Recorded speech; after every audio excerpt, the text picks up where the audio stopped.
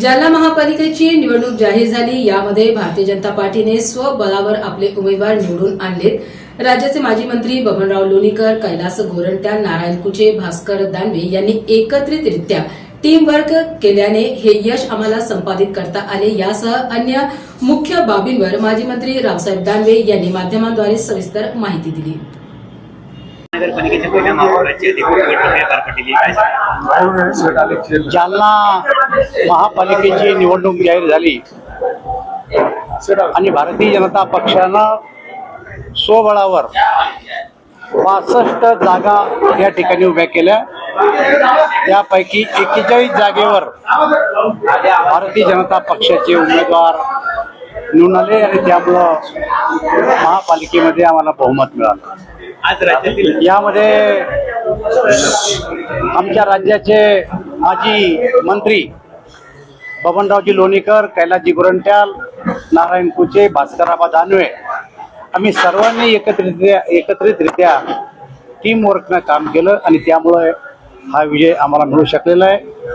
हा विजय आम्ही जालना शहराला समर्पित केलेला आहे।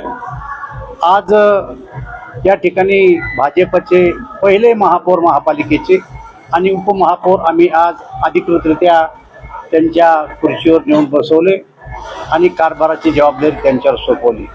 मला असं वाटतं की या जालना जिल्ह्यातली जनतेच्या आणि शहरातील जनतेच्या जे काही अपेक्षा आहेत त्या अपेक्षेची आम्हाला जाणीव आहे आणि पुढच्या काळात मग वीज असेल, पाणी असेल, रस्ते असेल, आरोग्य असेल किंवा जालना शहराची स्वच्छता असेल, या सर्व बाबीकडे आम्ही बारकाईनं लक्ष देऊन या समस्या सोडवण्याचा भविष्यात आम्ही विचार करणार आहे। नगरपालिकेचं उत्पन्न कसं वाढेल यावरही लक्ष देणार आहे। याशिवाय शासनाकडून जो काही निधी या शहरासाठी आणता येईल तोही आणून या शहराचा विकास आम्ही करू आणि जालना फर्स्ट अशी टॅगलाईन देऊन आम्ही या शहरातले कामं करू अशी मी अपेक्षा व्यक्त करतो।